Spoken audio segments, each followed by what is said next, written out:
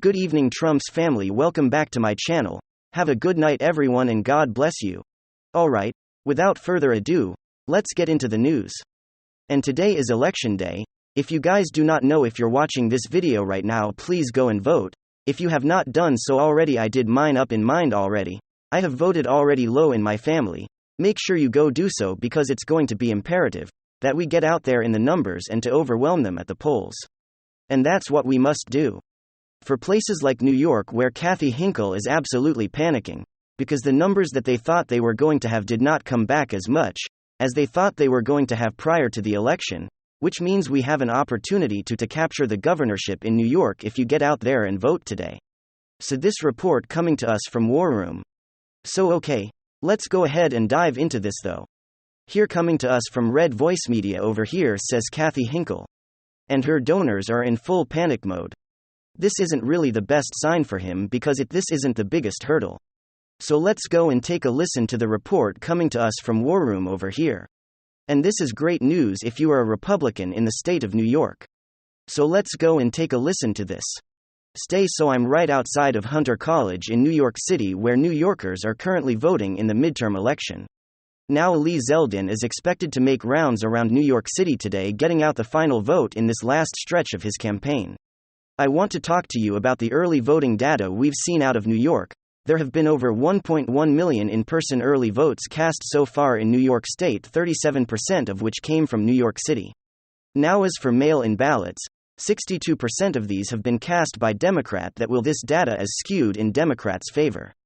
This isn't really the best sign for them, because this isn't the biggest hurdle that Lee Zeldin has to jump over in order to see victory. If you see strong turnout in game day votes, it's a Republican victory. Plus, if he sways enough Democrat, which he already has tremendous Democrat support as well as Republican support, we will see a Republican victory as well. So this race will be definitely one to watch. As for Kathy Hopeful, she and her donors are in full panic mode in these final weeks of the campaign. They have been throwing money into this race because Lee Zeldin has been surging in the polls. If you remember, just back to early October, he was down 14 points. And now in several polls, he's up 1 or 2 points. The hobo to full panic mode for Democrats. And remember, crime is up, the economy is down. And historically, when New York has seen these conditions, we've seen Republican victories. These conditions are very similar to those that produced the Kaki and Rudy Giuliani in the 90s. Those races one to watch. I'll be down at the Liaz LM Victory Hub covering it all tonight. So yeah, that's great news as we see that coming in here on election day, and looks like we are going to see some very good races go our way.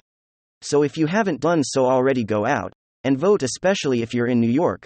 Don't wait, go out there and vote in person, and make your voice heard. Get Dillis Ellen over the finish line in the state of New York. Retake that state, make it a conservative state that actually is outweighing the liberals in the New York City area. And then, this is some big news. The New York Times is panicking that the GOP is about to steal one of the bluest of blue states.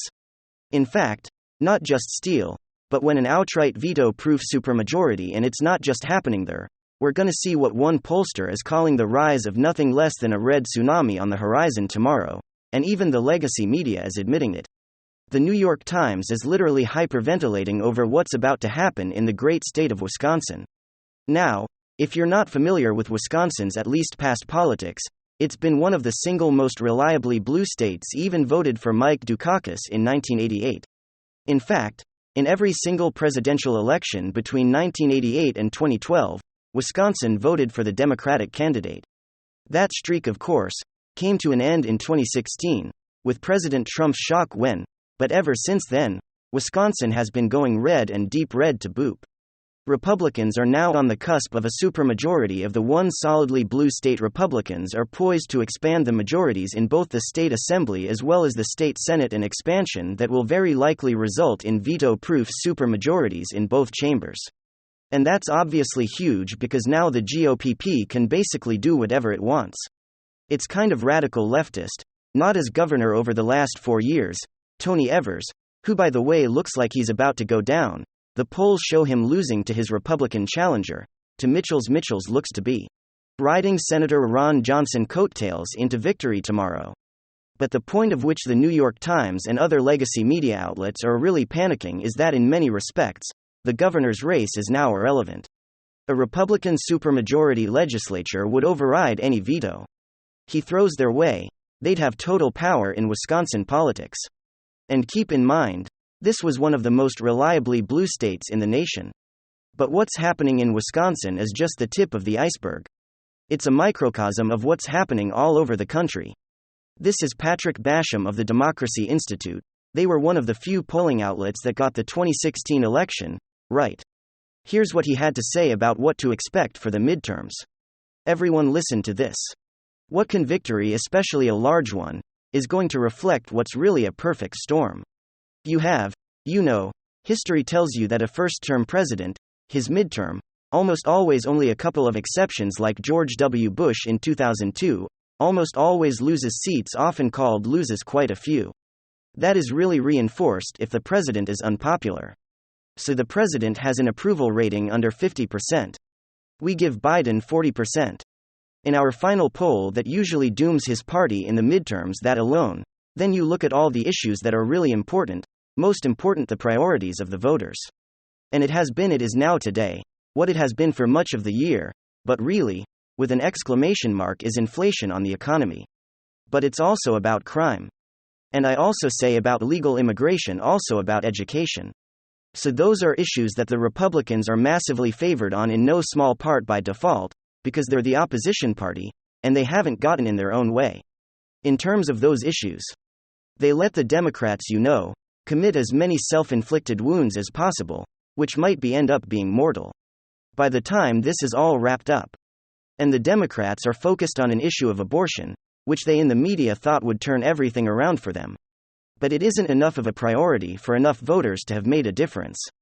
So you put all that together, you also have what is now, if not an unpopular war, in terms of Ukraine, but certainly one that Americans are tuning out, don't think is a priority, really never thought it was the priority. You put all that together. And you have an environment, which is just, tailor-made for the opposition party to do well. And it's just come together. And we have found this sort of environment all along.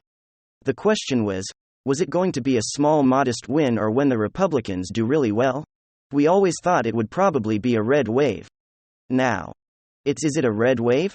Is it a red tsunami? And at the moment, I think it's moving from a red. Okay folks, so as you can see, Basham is going with the analysis that we've talked about a number of times here on this channel, which sees presidential approval as the key indicator for our midterm is going to play out. We've talked about this a number of times at the analysis of Henry Olsen, of the Ethics and Public Policy Center. He analyzed all the various midterms of the past going back decades, right? And what he found was a fixed common factor in every single one of them in every single midterm. The results were always directly related to the approval rating of the president, every single one, and what he notes is that all of this banter about the quality of the candidate or how much money they have behind them, all the crap that Mitch McConnell was throwing out there about ultra-maggot candidates like Blake Masters and J.D. Vance and Herschel Walker. And none of that matters. Not ultimately, it's all irrelevant. What ultimately matters is presidential approval. And so with Biden's numbers in the tank, the result tomorrow is almost inevitable. And by the way, the same Henry Olsen just published his predictions in the Washington Post today. He's predicting a GOP takeover the Senate with a pickup of 4 seats for total 54 seats, and he sees the Republicans in the House reaching just shy the 250-seat mark.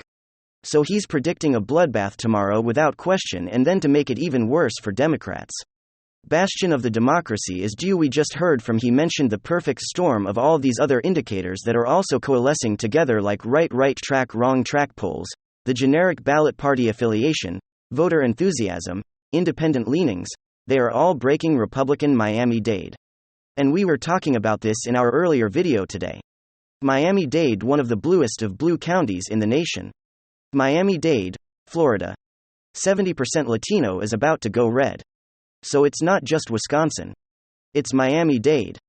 It's a possibility of Minnesota going red with Scott Jensen. Trafalgar has the Republicans up in all the major Senate races in Pennsylvania, Georgia, Nevada.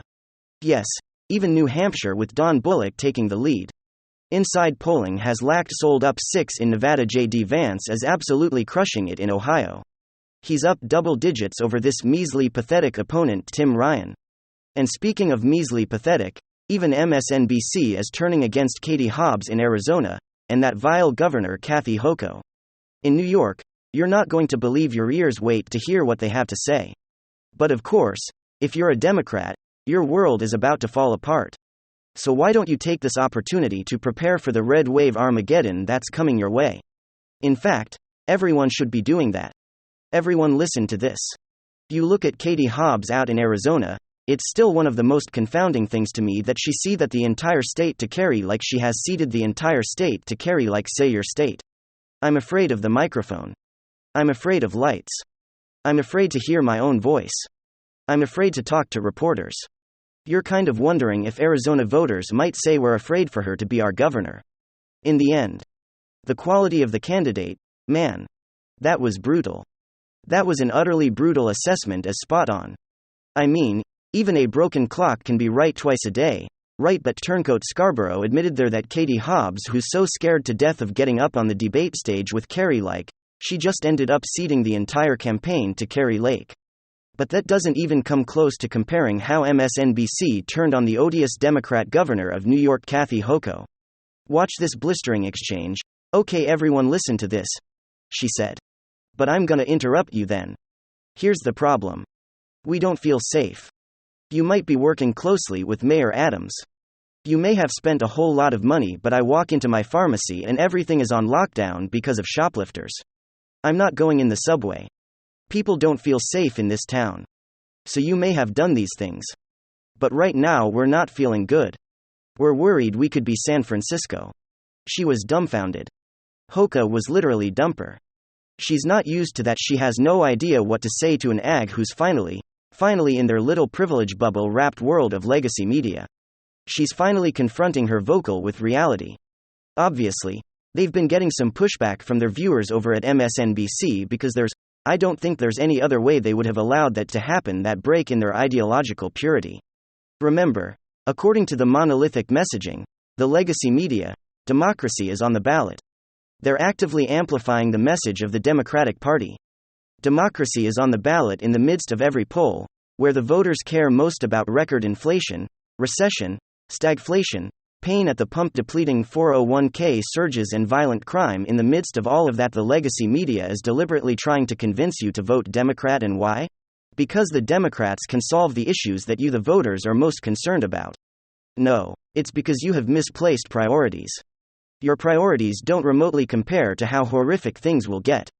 When Marjorie Taylor Greene and Matt Gaetz and J.D. Vance Blake Masters are granted subpoena power now, that is what the whole world should be concerned about. Now, you know why the Democrats are losing so badly. So of course, again, anything can happen on Tuesday. We have to remain vigilant. We can't even remotely become complacent. Remember, I've been saying this over and over again over the last few weeks. Being a patriot is not a spectator sport. Being a patriot means being a participant. Get out there, volunteer, become a precinct worker, become a poll watcher. Make sure every single vote is counted. And with these projections in place, by God's grace, we may be seeing supermajorities all across the board tomorrow. Thanks for joining us on today's episode of Open Source News. Don't forget to like, share, subscribe, and turn on the notification bell